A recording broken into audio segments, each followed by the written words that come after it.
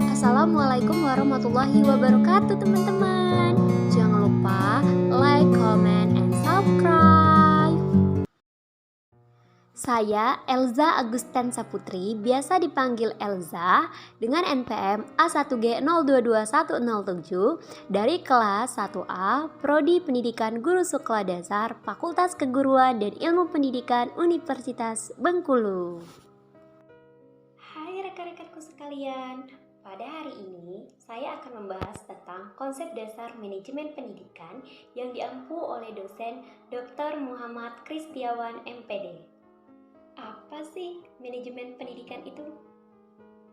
Manajemen pendidikan itu berasal dari dua kata, yaitu manajemen dan pendidikan. Manajemen berasal dari bahasa Latin, dari kata manus yang artinya tangan, dan agere yang berarti melakukan.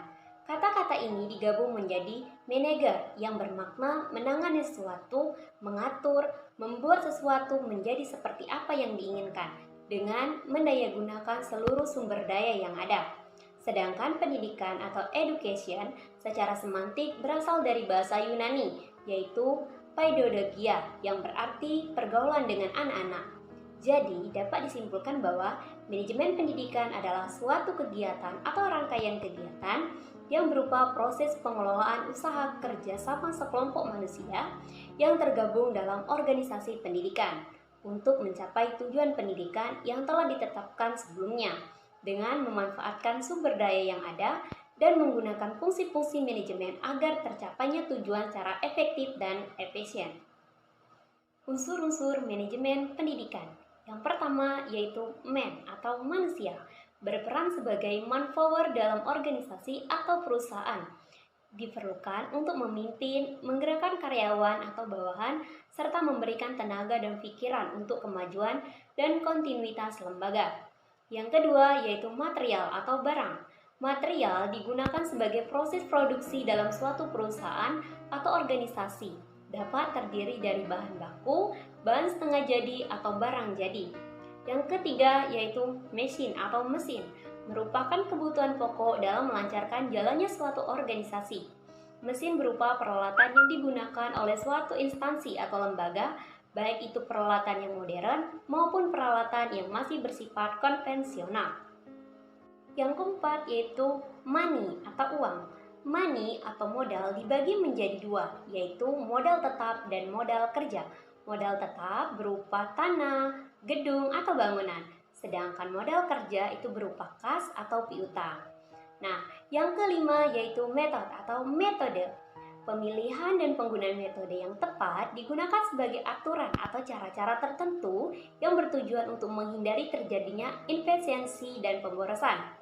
Dalam lembaga pendidikan, metode pembelajaran yang dibentuk oleh seorang guru sangat diperlukan dalam menerangkan pelajaran, karena metode yang dipakai akan mempengaruhi peserta didik dalam memahami pelajaran.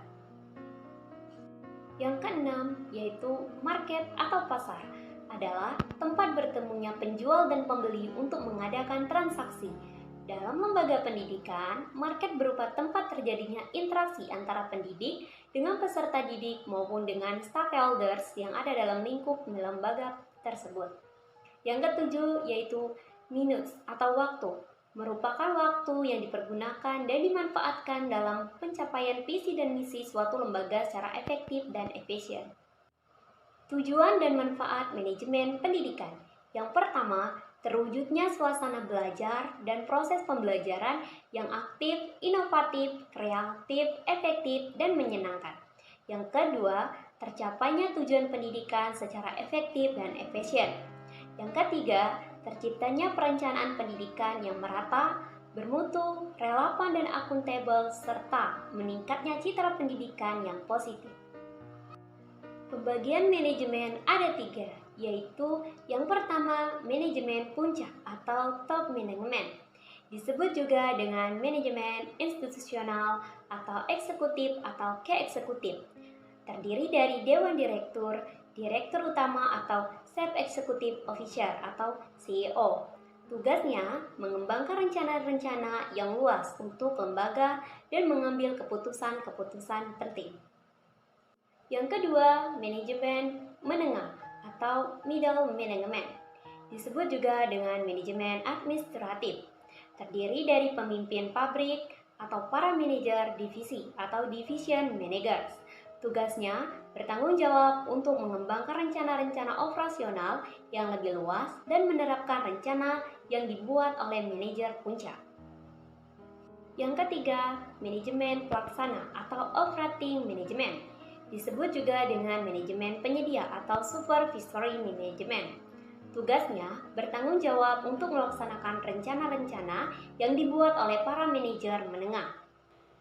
Komposisi keterampilan manajemen.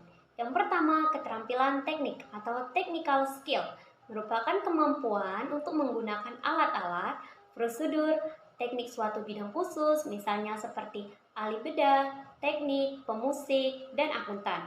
Yang kedua, keterampilan manusiawi atau human skill merupakan kemampuan untuk bekerja dengan orang lain, memahami orang lain, dan mendorong orang lain baik sebagai perorangan maupun kelompok.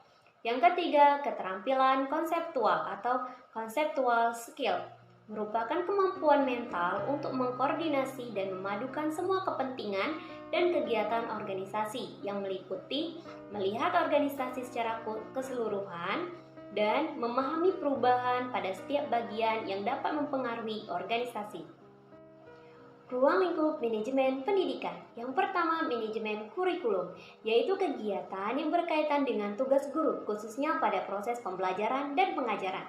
Yang kedua, manajemen personalia, yaitu berkaitan dengan sumber daya manusia, misalnya seperti tenaga kependidikan yang terdiri atas tenaga pendidik, pengelola satuan pendidikan, pemilik, pengawas, dan pengembang di bidang pendidikan, misalnya seperti pustakawan, laboran, teknik sumber belajar, dan pengajar.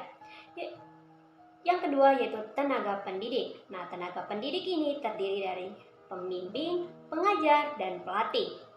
Dan yang terakhir yaitu pengelolaan satuan pendidikan yang terdiri atas kepala sekolah, direktur, ketua, dan rektor. Yang ketiga, manajemen peserta didik merupakan upaya penataan peserta didik mulai dari masuk sampai dengan mereka lulus dengan cara memberikan layanan sebaik mungkin pada peserta didik. Yang keempat, manajemen sarana dan prasarana merupakan suatu kegiatan bagaimana mengatur dan mengolah sarana dan prasarana pendidikan secara efisien dan efektif dalam rangka pencapaian tujuan yang telah ditetapkan. Yang kelima, manajemen keuangan atau pembiayaan adalah serangkaian kegiatan perencanaan, melaksanakan, dan mengevaluasi serta mempertanggungjawabkan pengelolaan dana secara transparan kepada masyarakat dan pemerintah. Keenam, administrasi dalam perspektif manajemen dipandang mempunyai peran penting sebagai prevoyek atau kemampuan melihat masa depan.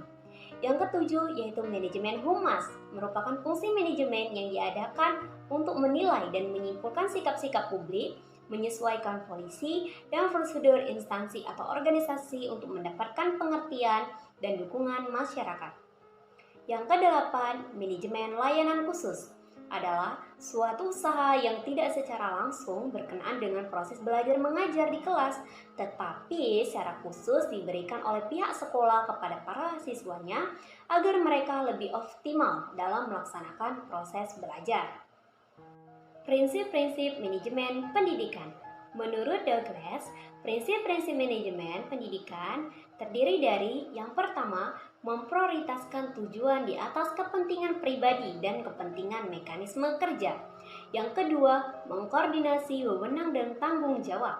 Yang ketiga, memberikan tanggung jawab pada personil sekolah hendaknya sesuai dengan sifat-sifat dan kemampuannya. Yang keempat, mengenal secara baik faktor-faktor psikologis manusia. Dan yang kelima, relativitas nilai-nilai. Hari ini tentang materi konsep dasar manajemen pendidikan. Semoga materi pada hari ini yang saya sampaikan semoga bermanfaat untuk banyak orang. Saya akhiri, wabillahi taufiq wal hidayah. Wassalamualaikum warahmatullahi wabarakatuh. Sampai berjumpa di video selanjutnya.